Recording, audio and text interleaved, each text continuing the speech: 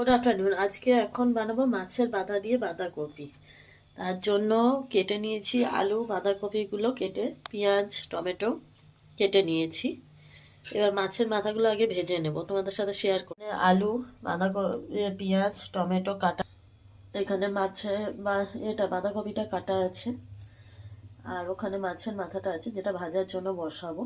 মাছের মাথাগুলো ভাজার জন্য বসিয়ে দিয়েছি, এগুলো ভাজা হলে আগে তুলে নেব। মাছের মাথাগুলো এখানে কড়া করে ভাজা হয়ে গেছে, আলুগুলো ভাজার জন্য বসিয়ে দিয়েছি।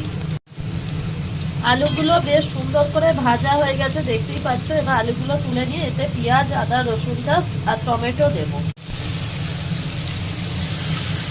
পেঁয়াজ, আদা, রসুনটা ভাজা ভাজা হয়ে এসছে। এরপর এর মধ্যে একটুখানি জল দিয়ে জিরে গুঁড়ো, ধনে গুঁড়ো, একটু লঙ্কা আর নুন, হলুদ দিয়ে সেটাকে আবার ভালো করে কষাবো। সব মশলা দিয়ে দিয়েছি। এবার এটাকে খুব ভালো করে কষাবো। কষিয়ে তেল ছাড়ার পরে বাঁধাকপিগুলো দেবো এর ভিতরে। দেখো কালারটা কেমন এসছে। মশলাটা আমার কষানো হয়ে গেছে, তেল ছেড়ে এসছে এবং খুব সুন্দর একটা কষানোর গন্ধও বেরোচ্ছে। এবার কেটে রাখা বাঁধাকপিগুলো দিয়ে দেবো এর ভিতরে। বাঁধাকপিগুলো দিয়ে দিয়েছি এর মধ্যে। এবার মিডিয়াম আছে এইটাকে ভালো করে মিশিয়ে নেব। হাই আছে রাখলে তলা লেগে যাবে, তাই জন্য।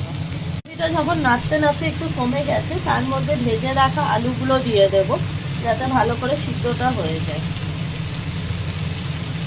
বাঁধাকপিটা আমার হয়ে এসছে, আলুগুলোও সিদ্ধ হয়ে গেছে।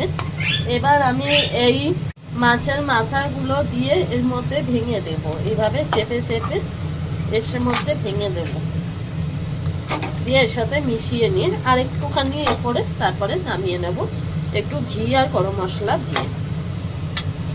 বাঁধাকপি রান্না আমার হয়ে এসছে। এবার এই ঘিটা দিয়ে একটু নেড়ে আর গরম মশলা দিয়ে এটা নামিয়ে নেব এবারে।